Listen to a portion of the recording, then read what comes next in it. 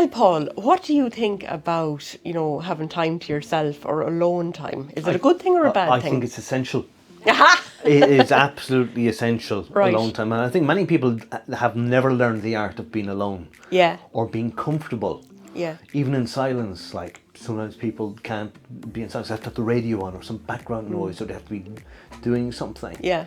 Alone time for me is essential. I absolutely love being alone.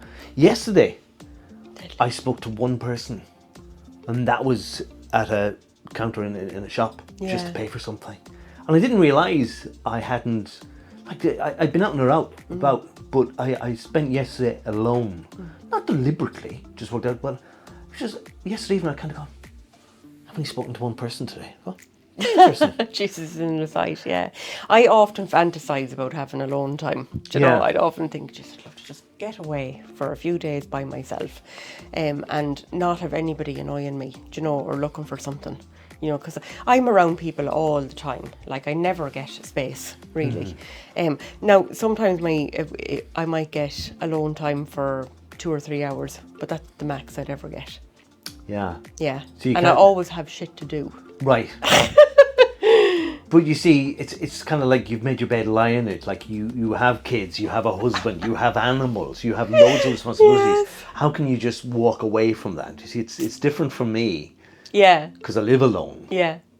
So, and I'm not in a relationship. Oh, so he's going to rock up at your house, no, Paul? but a person I know is she's going off on holidays on her own. Yeah. People kind of go, what's wrong that you're going on your own, or are you safe travelling alone?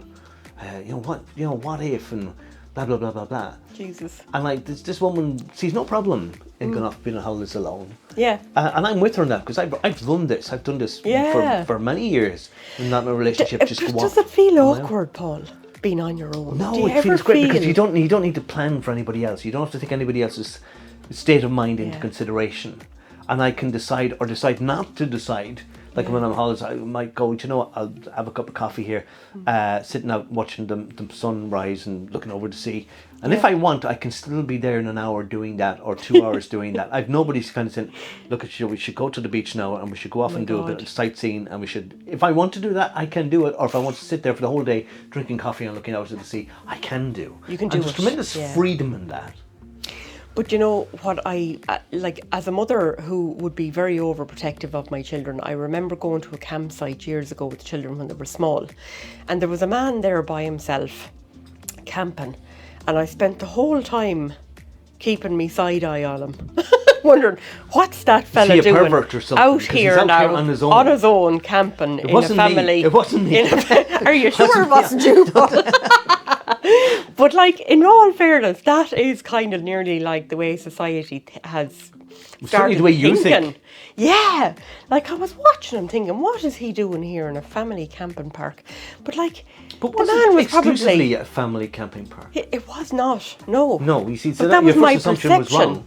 Yeah, 100%, right? Yeah. But I wonder, like, and lots of other people, you know, I suppose families would think that way, but then there are people who wouldn't think that way and would think, oh yeah, sure, he's just getting a break. What about on holidays, if you're a woman and you go into a bar alone?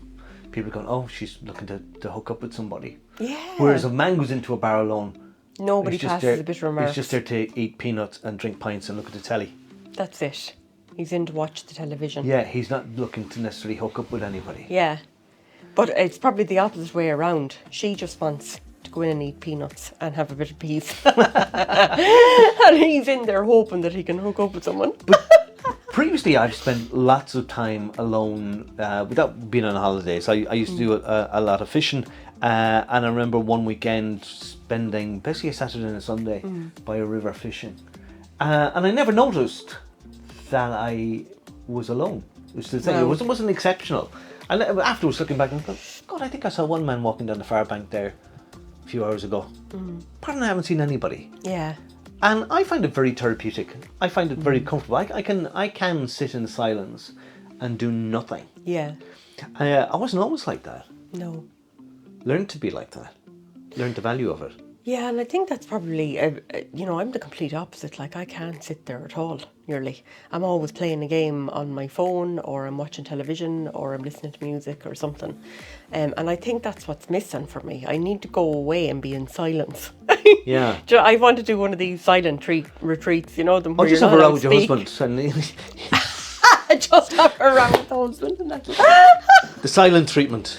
That's it, yeah. You don't have to go away on a retreat. It's much cheaper at home. Just have a row. Go home and cause a row. Stop the lie. That'd be And harder for him than me. You see, a lot of people, Siobhan, don't like what their mind is thinking or doing while they're silent. They don't like the intrusive thoughts, or they don't like... That, to me, was very, very valuable. Yeah. Because I would know what my mind was concerned about. Yeah.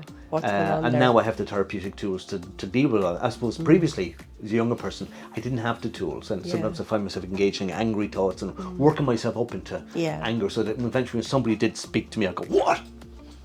And just ask me for directions.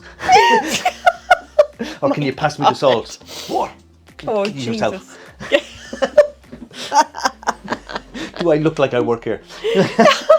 Isn't it amazing though how much, like, even doing the psychotherapy training changes you? It does, because you learn to deal with your stuff. You learn to not avoid that stuff. Yeah. To get into it and notice the connection of thoughts. And this is something I've become adept at. And it's something I hope to teach people how to follow the train of thoughts in their heads to work through their stuff. Yeah. And when you realise you can work through your stuff and you can get rid of it and you can have a very empty mind.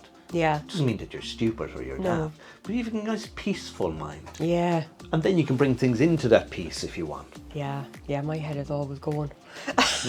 I don't know how to stop it. I think I used to do meditation better years ago when I was younger, before I had the children, and since they arrived, I just don't do it anymore.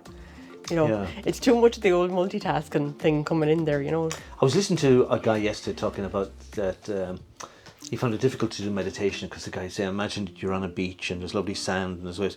Doing that kind of meditation, you see, is bringing in a lot of stuff that your mind needs to imagine, needs to work on. So you're not stilling your mind, you're distracting your mind, creating this imagery. One of the simple things that I do is that I close my eyes.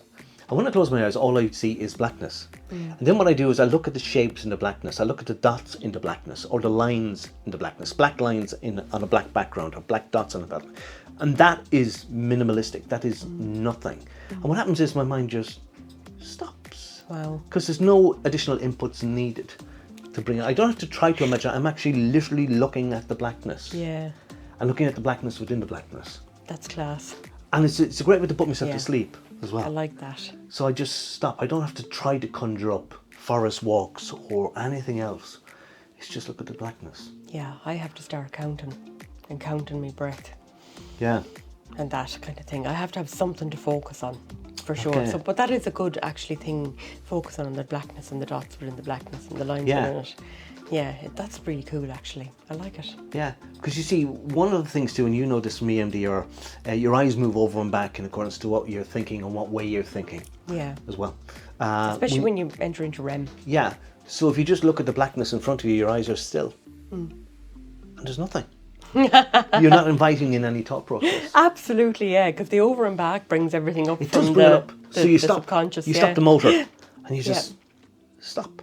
Brilliant. Yeah, because you notice when people are faced with indecision, this is what they freeze, kind of don't know what to do. And that's essentially what you're doing when you stop your mind. You stop deliberately. So I find, like, I love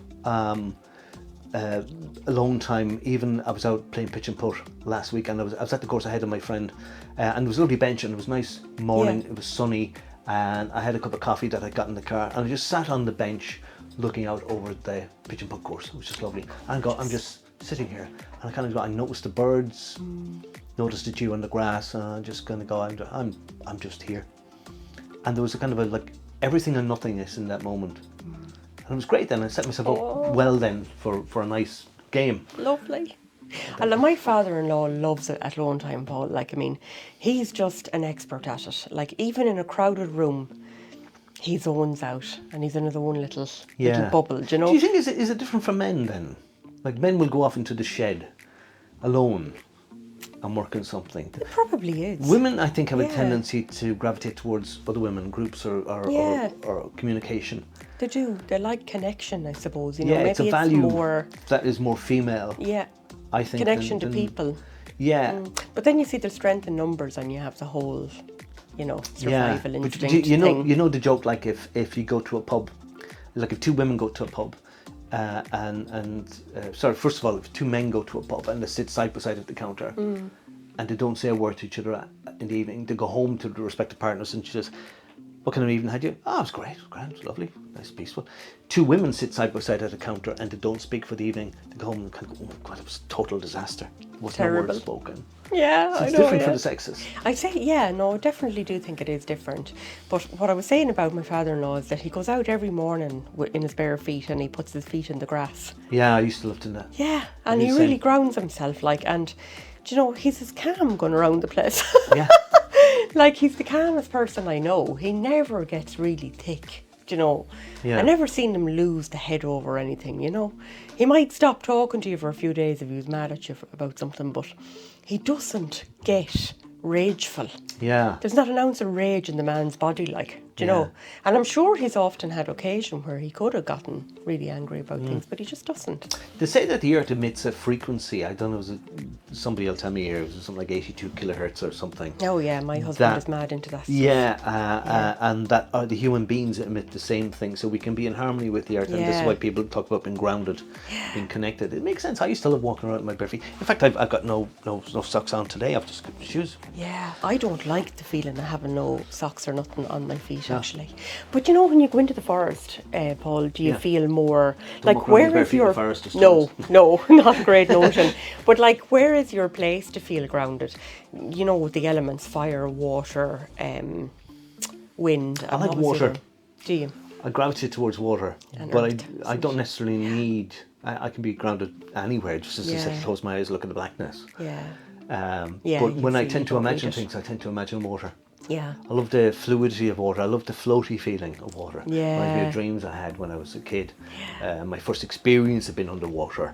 I used to watch those Jacques Cousteau films, documentaries, Undersea World of Jacques Cousteau. Oh, He's the guy who wow. invented the aqualung, and he'd suddenly this Gorgeous. world with colour, barrier reefs and Oh, exotic gorgeous. fish and stuff. Yeah. Jaws came along in the 70s and ruined that though. He destroyed her. I know, yeah. Dreadful. Feck's sake. Yeah, I think for me, definitely would be the forest. Every time I go into a forest, I just feel really grounded and calm and connected. Right, you so know? you're not thinking of the Yeti creeping up on you? No. No. No, that nonsense doesn't come into it for me. Sorry. I'm not going to feed into your conspiracy No. this morning, Paul. Anyway, let us know what you guys think about alone time. You know, is it weird to go off by yourself and get alone time? Or is it something that you actually really enjoy and would value as an important part of life? We're the Happy Headers. Like us, subscribe to us, and we'll see you soon.